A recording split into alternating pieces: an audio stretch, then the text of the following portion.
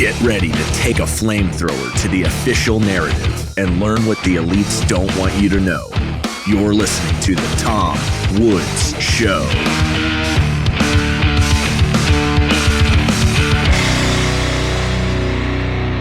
Hey everybody, Tom Woods here. It is episode 2673 of The Tom Woods Show. We have our old friend Kevin Gutzman with us. He's a professor of history at Western Connecticut State University. He's the author of numerous books. He wrote a book with me called Who Killed the Constitution? Must have been very, very hard to follow up with that, but he did so all the same with numerous other titles, including Thomas Jefferson, Revolutionary, and James Madison and the Making of America. But we've also talked about his book, The Jeffersonians. There's so much Kevin Gutzman goodness to uncover out there. You can check it all out at kevingutzman.com. That's Gutzman. Kevin, we're just going to talk about some items in the news, but particularly a potential Supreme Court case. So we're gonna pull some of that knowledge out of your brain. You ready? Sounds good. All right. So I have in front of me an article in Newsweek. How Newsweek has fallen from. I mean, it wasn't much great shakes before, but now it's like anybody can write an article in Newsweek. So it's Supreme Court may soon consider overturning 45-year precedent. 45-year precedent. That goes back a long time. 45 years. How could they even consider it? So it has to do with laws in 3 states, Arkansas, Louisiana, and Texas, pertaining to the display of the Ten Commandments in public schools. In fact, apparently requiring the display of the Ten Commandments in public schools.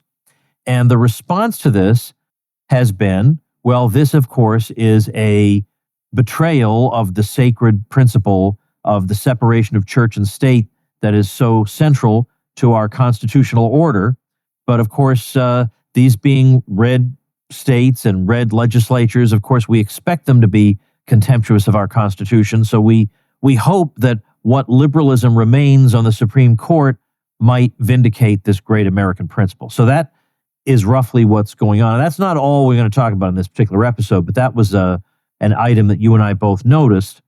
And the claim is that this is an example of Christian nationalism at work. And as we were about to record, you were saying, what in heaven's name is Christian nationalism actually supposed to be? Because it sounds to me like just a term they use to complain about things they don't like and relating to Christianity. It all gets lumped under this term Christian nationalism. But let's first, before we try to untangle that, talk about, is it a violation of the First Amendment to require that public schools display the Ten Commandments? Now, the question is not, is it a violation of what libertarians believe in or something like that? That's not the question.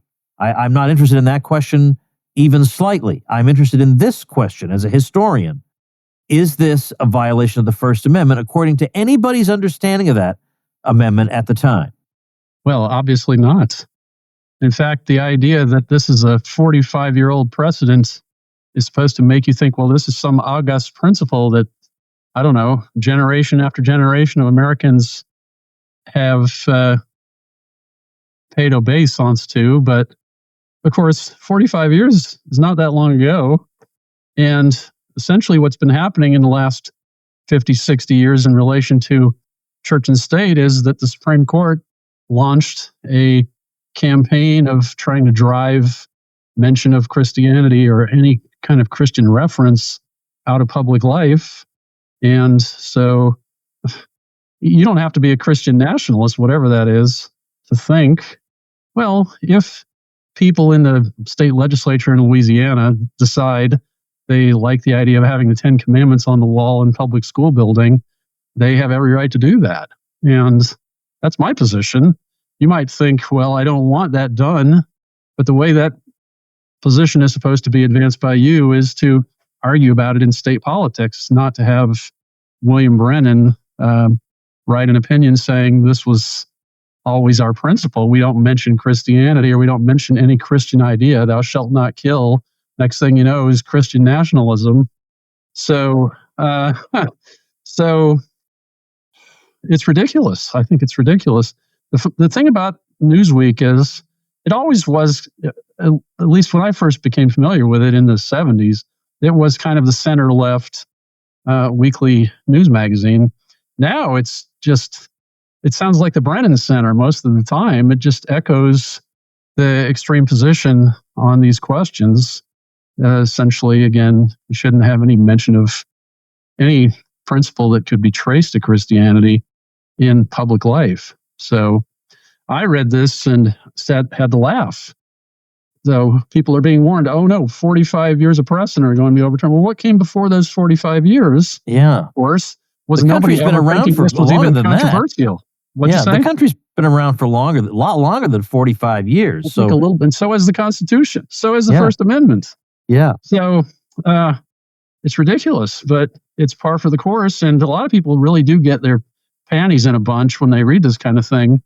But there's nothing threatening about it at all. I was a kid before 45 years ago, and I never felt myself to be subject to Christian nationalism as, for example, at our high school graduation or Friday night football games, some minister said a prayer for the good health of our boys. Let's hope nobody gets injured tonight.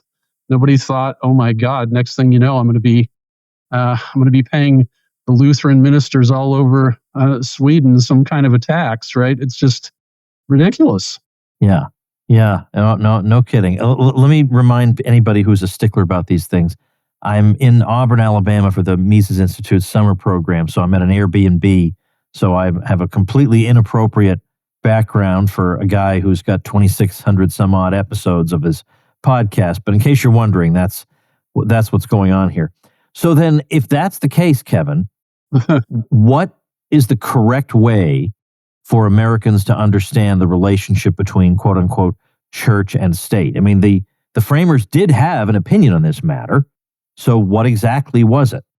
Well, people who, when you use the term the framers, are you referring to the framers of the Bill of Rights? Or are you referring to the framers of the Constitution? Which framers do you mean? Well, I guess that's a good question. I mean, I presumably, I guess I'm talking about the framers of the Bill of Rights. But even if you're talking about the framers of the Bill of Rights, of course, it begins by saying Congress shall make no law respecting an establishment of religion or prohibiting the free exercise thereof. And they couldn't have said any more than that because both in Massachusetts and in the state I'm sitting in, Connecticut, they had still state establishments at the time the First Amendment was ratified. And nobody thought that the Establishment Clause was going to have anything to do with getting rid of the Puritan Church in Connecticut and Massachusetts. What they thought was that it would mean that Congress should have no role in deciding what the religious establishment in Massachusetts and Connecticut was. So essentially, it was a federalism provision. We talked recently about the fact that the chief authority on Thomas Jefferson's first presidential inaugural address went through all the principles Jefferson laid out in that address, except that he skipped the one about federalism, which was central to the Republicans, to the ratification campaign Federalists' vision of the Constitution. So you would never have gotten Massachusetts to ratify the U.S. Constitution if people had understood it was going to mean they had to have secular government. That was not the point. It was supposed to keep the federal government, William Brennan, Ketanji Brown Jackson, all these people out of the question what kind of religious establishment or not there was going to be in the states. So, in other words, some things were meant by the people who created our political system to have been left to local self-determination, and this is one of them. What that means is that the wording of the First Amendment was very deliberately chosen so that it would encompass states that had no religious establishment as well as states that did. Correct. The idea being that the federal government has nothing to do with this, one way or the other. Yeah. We can't today quite imagine the federal government not having to do with anything in particular. Right. And we can't. But the idea that the federal government shouldn't have anything to do with much of anything was central to the schema of government that the people who created our system had in mind. So why would you think, if you lived in Connecticut, that you wanted people in South Carolina to have any say in what your kids were being taught or not being taught about religion in public school? Nobody had this idea. Right. No, there's no reason that would be desirable. No, why would it ever be desirable? It's obviously not at all desirable. And if you think about it, people you know who are from Massachusetts, people you know who are from South Carolina, detest each other's states. So even now, nobody in South Carolina wants people from Massachusetts to be involved in policy making in South Carolina. Nobody in Massachusetts wants anybody in South Carolina to be involved in making policy for Massachusetts. The Constitution was intended to please both groups by leaving those other people out of their government systems, essentially. Right. Yeah. Right. So Now, Newsweek is just beclowning itself. Actually, I guess probably the people who wrote and edited that piece really didn't know anything about what we're talking about right now. But I find that on this topic, almost nobody who writes about it knows anything. Right, I find that too. Yeah. Yeah. Yeah, and because I wrote something for Modern Age about this years ago. I was reviewing a book, and now I don't remember what book it was, and thank goodness I don't, because it's not really worth it. But the whole book was about the separation of religion and state and the American tradition and all this and that. And not once in the entire book was there any mention at all of the distinction between the state and federal governments. Right. But this is the thing. This is what the whole system was about. Yeah. Yeah. Yeah. It's what the revolution was for. Self-determination in Virginia, in New York, in Georgia. That's what the revolution was for. Now, I seem to recall, Sam Francis, deceased, but you know who he was. Yeah. Now, I seem to recall him saying somewhere down the line that a lot of times he hears people say, we want to restore the old republic. And he threw cold water on that. He said, if you described for people what restoring the old republic would look like, it would be they would run away like they were being chased by Frankenstein's monster. Certainly. This is the last thing on earth these people want. Yeah. Because if you were to describe what that society would be like, it would be the opposite of what they've been told society should be like. So let me ask you, the historian. Well, I'm also a historian. But you're more a historian of that period.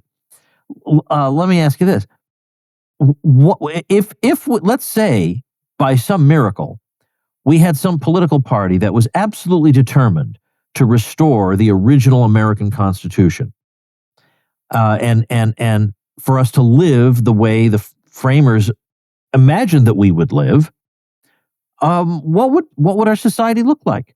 Well, I do think there are actually people on the Supreme Court today who have that in mind. This is a new development in my lifetime. So this is one positive trend in our governmental system in my lifetime. What would be different? Well, what would be different would be that if you lived in Connecticut and you were thinking about what policy you were going to make, you wouldn't have to worry about some judicial appointee from Wisconsin or Montana having a role in that question. Essentially, these things would be up to you and your neighbors. So I've mentioned, I think on a previous episode, that being an Army brat, I've lived in 12 states and DC. And so I can tell you that people in Louisiana, people in Idaho, people in Connecticut want different kinds of government. None of them is ever going to be happy with their government so long as we have this highly centralized system that we have now. And there's no reason why it should be that people in Georgia have anything to do with what kind of government they have in Montana. In fact, virtually nobody in Georgia ever goes to Montana. So why would they care? The answer is, I think people get some kind of malicious pleasure out of knowing they're imposing their will on people they're never going to meet or see or even think about. And this is entirely unlike the kind of political impulse that people who made the U.S. Constitution thought we would have. So it shows how far we've traveled in a negative direction since they ratified the Constitution, the first 10 amendments, and so on. Hey everybody, let's take a minute to thank our sponsor, Persist SEO. If you're getting buried by your competition online, then build your brand, your reputation, and your lead flow with digital marketing by Persist SEO. If you're a small local business trying to compete against large companies in the service industry, then increase your visibility with Persist SEO. What if you have low or no leads coming in on a consistent basis? Well, then website search engine and conversion optimization can help move the needle to a more prosperous business model for you. Are you tired of cold calling and networking? Use your website as a lead generation engine. What if you're not showing up for your services in the search engines? Well, get found with Persist SEO Expert Search Engine Optimization. All you have to do is call 770-580-3736 or visit them at ineedseo.help for a free website audit and consultation. That's 770-580-3736 or ineedseo.help. All right, but Kevin, now let's. I'm going to be very specific with you, because in line with what Sam Francis was getting at. Yeah. Would this mean that therefore there's no federal Social Security, no federal Medicare, no federal environmental protection, no federal safety regulation? Like that would all go, and all those things would be duplicated or not according to the will of the peoples of the various states? Well, it depends what you mean by safety regulation. One could make an argument, for example, that interstate travel via airplane could legitimately be regulated by the federal government somehow. On the other hand, in most of those regards, yes, it would mean that, sure. But there's no reason to think that people in, Washington State were going to decide, well, while we had the federal government, we generally voted for people who favored a significant federal role in regulating life in Washington State. But now that we're not going to have that anymore, we just want to have laissez-faire. I don't think that's a predictable outcome in Washington State, and it's kind of a boogeyman, I think, even to bring it up, really. Well, then describe then how would the court system function according to the original understanding? Like what would the various kinds of courts do, and what would the Supreme Court do? Well, the Supreme Court would still consider questions relating to the constitutionality and meaning of federal statutes, and to the consistency of or inconsistency of state constitutions, statutes with the federal constitution and federal statutes. It's just that they'd have a lot less business, essentially, but they'd be doing the same kinds of things. Why would they have less business? What would they not be doing? Well, they wouldn't be intervening, for example, in deciding what kind of light bulb is over my head in the state university office in Connecticut I'm now sitting in, because arguably that's not really supposed to be up to the federal government to decide.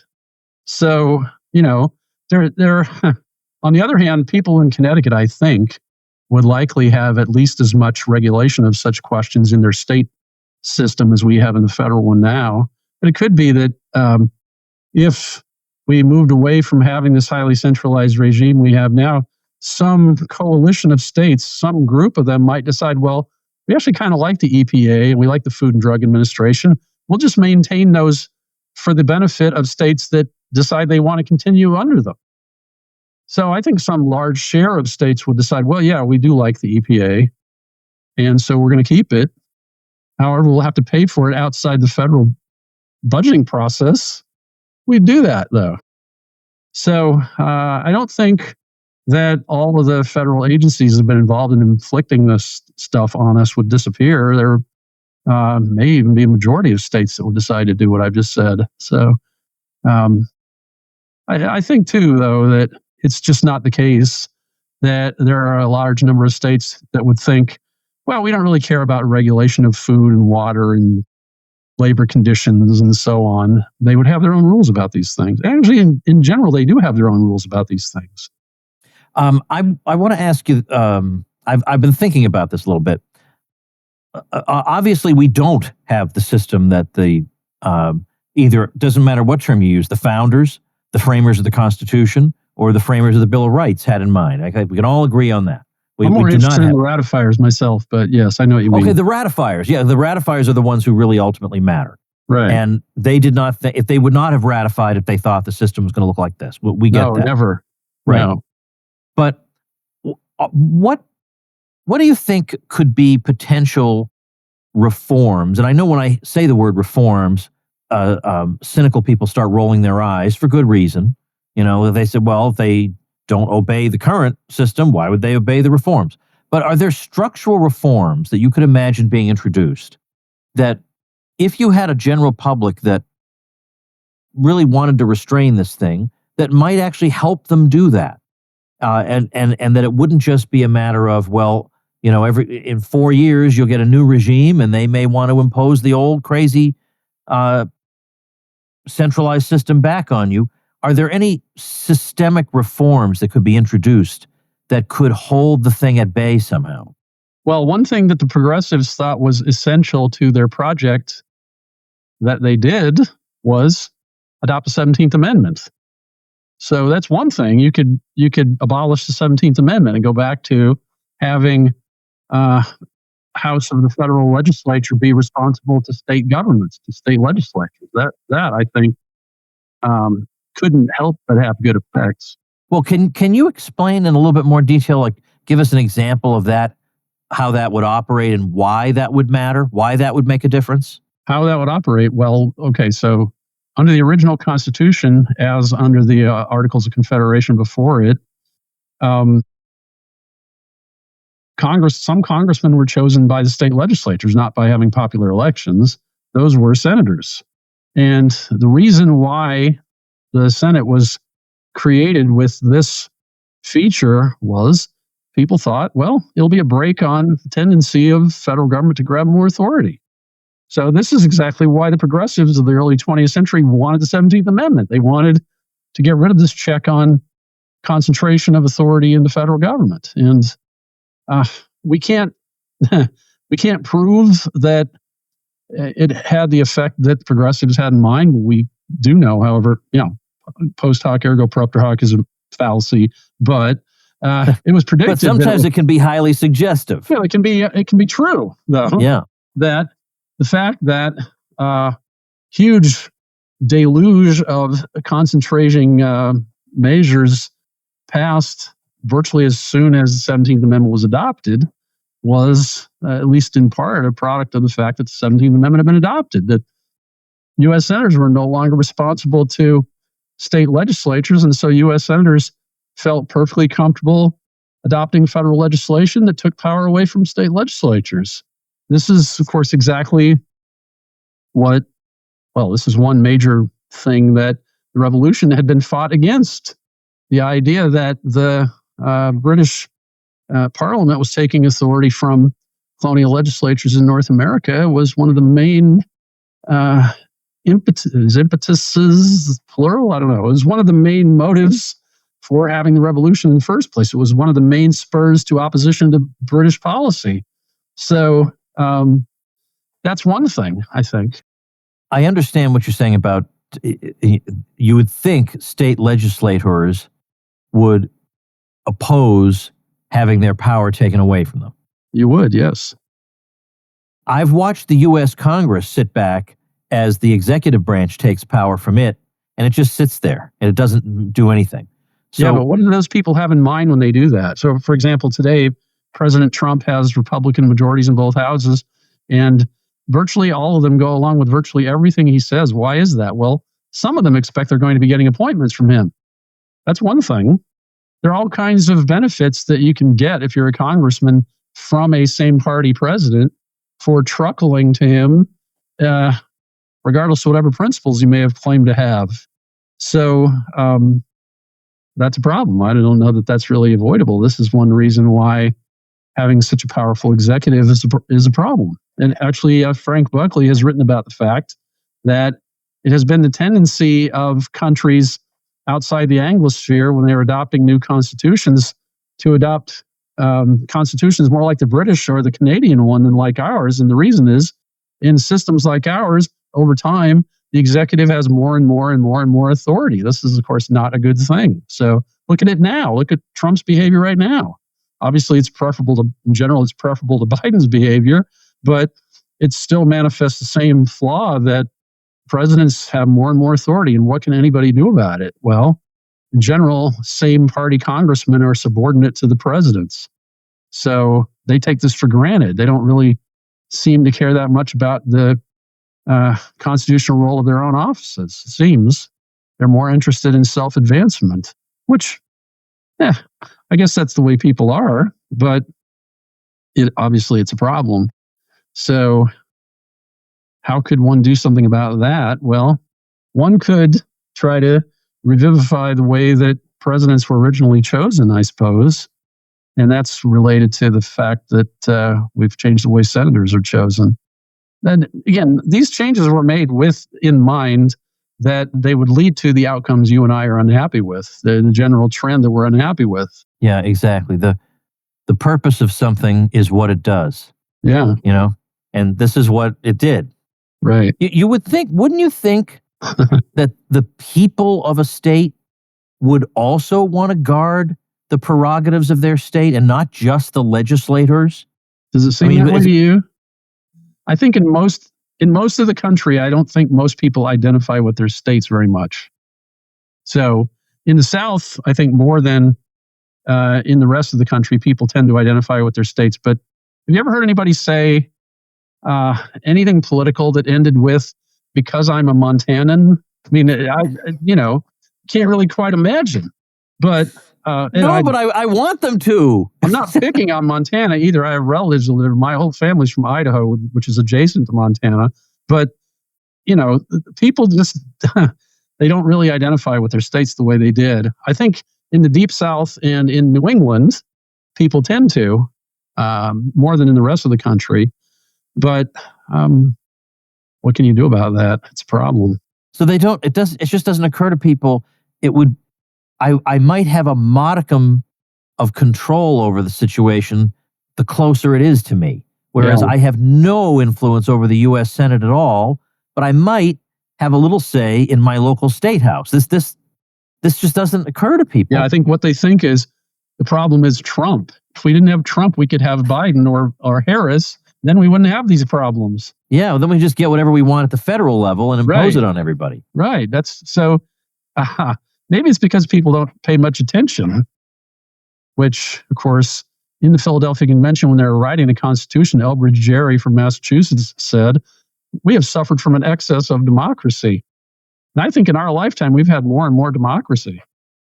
Yeah. We expect people, I don't expect, you don't expect, but people generally expect if their guy's elected president, then they're going to get a sweeping change in the policy and behavior of the federal government. And that's not the way the system was supposed to work.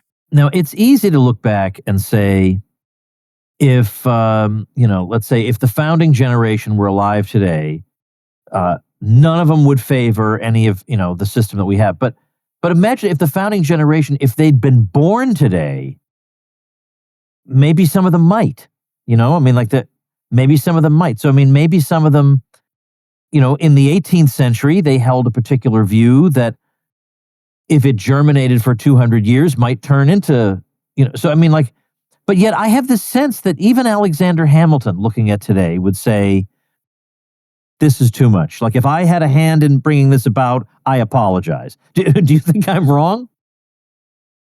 Well, certainly the knuckleheaded kind of public politics we have is well below what Hamilton thought was normal. So I can't, on one hand, I can kind of imagine myself accommodating himself to the system and working through it to have the influence he could have. But I think somebody with the political personality of Alexander Hamilton would not be comfortable in this current system. So, and what would Jefferson? There's a matter of self-respect involved in being involved in it that I think he would consider beneath them. But yeah. Folks, I know homeschooling families that are running themselves ragged, trying to keep up with everything. They're overwhelmed by unfinished housework and kids at different grade levels, holding everything together. Well, that's where the self-taught Ron Paul curriculum comes in. It gives homeschooling parents their mental health back by taking so much of the burden off their shoulders. Not to mention, with the Ron Paul curriculum, your worldview has a fighting chance of being passed on to your children. Your students will learn all the standard subjects. You should see how much the middle schoolers love the science courses. They often want to go ahead to the next grade because they're enjoying them so much. Your high schoolers will learn government and Western Civ from me. And in addition to the usual subjects, they'll also learn things no government school will teach them, like how to manage their money, how to be an effective public speaker, how to run a home business. Plus, join through my link and you'll get $160 in free bonuses from me. My link is ronpaulhomeschool.com. That's ronpaulhomeschool.com. And it's so dumbed down and vulgar. Like, I mean, That's what I'm getting at. Yeah, Right. like they can't. The people who serve now, if you sent them the Webster-Hayne debate, they couldn't even read it. You know, I think that's true of these a were lot of people. speeches. Yeah, a lot of people, true, but these were speeches delivered in the, you know. So I wonder also about if we said to Thomas Jefferson, well, look, we had to centralize things a bit because people just don't identify with their states anymore. They're much more mobile than they were in your day. So I hope that's okay with you. I mean, you cared about Virginia way more than almost any American cares about his current state. I wonder what Jefferson's response to that would be. Yeah, that's a good question. Yeah. Like, oh, I guess we designed this system for a kind of people that just doesn't exist anymore, or for... Well, that's kind of where I'm left. Isn't that the way you understand it? It's just, it assumes a political personality that one never sees anymore. Yeah. I think there's certain kind of self-respect involved in, for example, not having all the public giveaway programs, and certain kind of affection for one's neighborhood that's involved in not wanting Washington to make all the decisions. And, you know, it just seems to be totally different in these ways. And I think actually, though, it's changed in this direction a lot in my lifetime as somebody who's aware of what's going on. I think 1970s American politics were far more local than they are now. Well, I mean, especially if we think about in the early 70s, particularly controversial things like busing. Right. I mean, that's something that's being done right here in my neighborhood to my kids going to this specific school. Mm-hmm. I'm going to focus my attention right here. Yeah. What was the truth? I know we've talked about this, but what was the truth about Jefferson's remark about implying that maybe every 20 years we need a new political arrangement or something, or, you know, was that his considered opinion that never changed, or what did he mean by that? Because would that apply to what we're talking about right now? Okay, so he had the idea that everybody should live, in theory, everybody should live under a government to which he has consented. Okay. So how would you make it so that everybody lived under a government to which he had consented? Well, first you would calculate how long a generation is. And then you would say, all right, so every that number of years, we should throw this question up in the air again. We should consider the question whether we want to have a new and different kind of a constitution. And so he calculated what that number was. I think he said 19. So at every 19 years, you should have this be an open issue. Why? Because in theory, everybody should live under a government to which he has consented. And just being born in the United States and not leaving is not what he meant by consented. Yeah. So he tried this idea out on his friend Madison, who, you might be unsurprised, was a little bit less enthusiastic about the idea of throwing this issue up every 19 years or whatever. Maybe it was 17. Anyway, some not very long time. Yeah, we put a lot of work into this. Yeah, he did. He actually, as I say, he calculated how long a generation was by, I believe he looked at French data about lifespans or something like that. Anyway. And so he did have this idea. Yeah. It was not one that he ever broached in public, though, I think. Okay. Yeah. Okay. Because late night bull session was Pal Madison. Right. Yeah. Because I was wondering if that would apply to my hypothetical question about if he were to be around today, would he say, whoa, many, many sets of 19 years must have passed with nobody doing anything because they are not living under anything that I can see. Yeah. Right. And even where, as in this regard to this religion question, even where that policy outcome is the one he probably would have favored, still the way these things are done has nothing at all to do with Jeffersonian republicanism. Right. Just because it's the outcome I want doesn't mean I violate the rules of the system that I favor. You think that and I think that, but very scant few people agree. I'm trying to give voice to what Jefferson would have thought. Okay. Yeah. You know, that I don't... for other reasons, I favor the structure under which this kind of law could be possible. Right. But for those reasons, I don't want to overturn that law because then I lose the system that I think in general preserves liberty the best. So sometimes it'll give me bad outcomes. Of course, in my last book, The Jeffersonians, I showed he was complaining about the fact that people were using the federal courts to essentially to make their own policy outcomes happen. And he wanted impeachment. He pushed for impeachment and ended up with the Supreme Court justice being impeached. So now, impeached for specifically what? For going beyond what he thought they would... For being a hanging judge, for saying before he even seated a jury, that a grand jury was going to indict, then he'd impanel a petit jury, there'd be a trial. He would see that the guy was convicted and give him the sternest available sentence. So Jefferson's response was, well, that's not due process. If the judge has already decided the outcome, that's not due process. So this fellow needs to be removed. And not only that, but the guy was making grand jury addresses that were effectively political speeches. Nowadays, we think this is normal. I mean, Ketanji Brown Jackson is out talking about whatever comes to mind. So a person like Jefferson thought, well, if you're in a judicial post, you're supposed to be kind of even-tempered and neutral, in public at least. So nowadays, that seems to be a passé idea, at least with one major political party. I think that's highly lamentable. You got anything else for me other than the repeal of the 17th? What else could we do? I don't mean that's actually going to happen. Well, I mean, like, what would work? Well, one other thing is the Fifth Amendment, the Article 5 of the Constitution provides two mechanisms for formal amendment, and we've only used one of them. So we could use the other one. But our betters have long since decided, well, this is a bad idea. So I think that's a good idea. But give me an example of an amendment that we might put forward at something like that. What would you want?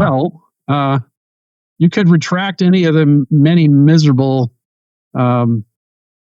federal court decisions that have made policy, back to busing or things to do with defining marriage or whatever, drug-related legislation from the federal government or, whatever comes to mind. All these can be corrected by amendments. And people apparently who made the Constitution thought there would be far more amending the Constitution than there has been. Well, we're used to the idea that federal judges amend the Constitution. It doesn't seem to be in favor on the Supreme Court now, but some people are arguing for it on the court and off. And that could be, that is, the unused mechanism in Article 5 could be used. And I advocate that. That's a good idea. You don't need the people in the federal government to be involved at all, except to say where the convention will be held. Do you remember years ago, we actually had a debate about that on this podcast? Yeah. You and a fellow from the John Birch Society, because they're dead set against it because they're afraid of what will happen. Because the Constitution is working so well and its every jot and tittle is so widely respected that we must never amend it to make sure that it's actually followed. That would be an awful idea, says the John Birch Society. Right. What's your latest project? Boy, I'm working on a lot of things. I just was invited to give the annual Constitution Day address at Clemson University. I'm editing a special issue of the Independent Review for the 250th anniversary of the Declaration of Independence. I'm writing a book about Calhoun and Quincy Adams. That's my next book. Yeah. So I have a lot of other things going on. I'm taking too many. I'm just incapable of saying, no, I'm too busy for this. So, yeah, you sound like a young Tom Woods. That sounds like my old schedule before I wised up. Well, I have like a 30-page CV by now, I think. That's pretty nice. Pretty crazy. I mean, you're already tenured. So yeah, well, what are you going to do? Being tenured means what? Go bowling? I have to do something. Oh, no, you got to do something. This is your life's work. Yeah. Right. Yeah. How about you? What's on your plate? Boy, that is a good question. Are you writing a book these days? I'm not writing a book, but I have not ruled out the possibility. It's just that when I write a book, it has to be something that I'm just on fire for. Yeah. because that keeps me writing it. That's how I am with Calhoun and Quincy Adams. It's big fun. That's good. You're the perfect person for that. But like, I knew I needed to do the COVID thing because that made me that whole thing made me crazy, and that is the kind of fire I need. Now, by the way, everybody, if you don't have Diary of a Psychosis yet, the cheapest way to get it is actually directly through me because I sell it at cost. So just go to diaryofcovid.com. It has to be only through people who are in the in the U.S. I can't ship it overseas or anything, but diaryofcovid.com is where to go. But no, for the time being, I'm trying to think of what my I've just launched more of my like practical kind of helping people prosper in a crazy world. So now I have an annual conference where everybody gives a talk on some area that he knows about, like how to make math easier for homeschoolers, or 2 martial arts moves that you should probably know, or just things like that, or why you should have a copy of your own health records, like kind of things like that you never even thought of. That's kind of the stuff I work on these days. So that makes me happy. Or things that aren't academic but that are useful for people. Like I've now written 13 books. Well, I have 14 books, but one of them's a secret. I only give it away under certain circumstances. But yeah, I'll tell you about it after we're done with the call. But so I opened the Woods Author Academy, and it's basically about how to write a book, get it edited, get it published, marketed, how to outline it, things like that. That it's not like an academic thing, but if I've done this 13, 14 times, I obviously have some knowledge to share with people. So that just keeps me going, because if all I do, I'm easily bored these days, so I want to do, kind of unusual things like that. So that's what I've been doing. Right. We've now turned this episode into like a telephone call between you and me. Well, why not? Why not? Because we don't call each other enough. That's right. Well, I'm hoping I hope we get up to Connecticut for some. I can't think of what godforsaken reason I would have to be up there. I tend to be in Massachusetts because it's my old home. Well, I'm going to be in Massachusetts because I've got an acquaintance, a relative, is going to be in school up there. So maybe we can get together. Oh, that's right. Of course. Yeah. Yes, you told me about that. That will be our opportunity to get together. There we go. Yeah. Yeah. You'll like her, by the way. Oh, okay. Good. Yeah. Good. Well, as it happens, I have I can't believe I'm saying these words, I'm a little younger than you, but my 35-year high school reunion is coming up 35. In October. So I'll be up in Massachusetts for that. Huh. Well, I go to these. I like going to these. Yeah, well, I'm going to be, my next high school reunion will be 45 years. How about that? Wow. That's kind of hard to fathom. Yeah, how about that? Yeah. It is. I can't even want to. I think I want to end this conversation. All right. KevinGutzman.com. Also at Kevin Gutzman, Gutzman, on Twitter. Right. So follow him there. Right. Kevin, thank you for having this chit chat with me. You're welcome.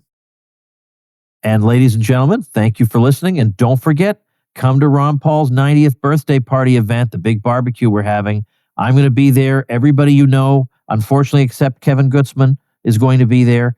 So the website is ronpaulbbq.com. Go sign up and we'll see you there. Thanks for listening. Make yourself and those you love less vulnerable to the regime, both mentally and physically. Get more forbidden information at tomsfreebooks.com and be sure to subscribe to the show wherever you listen. See you next time.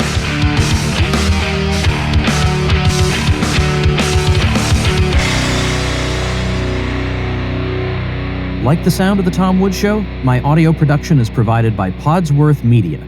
Check them out at podsworth.com.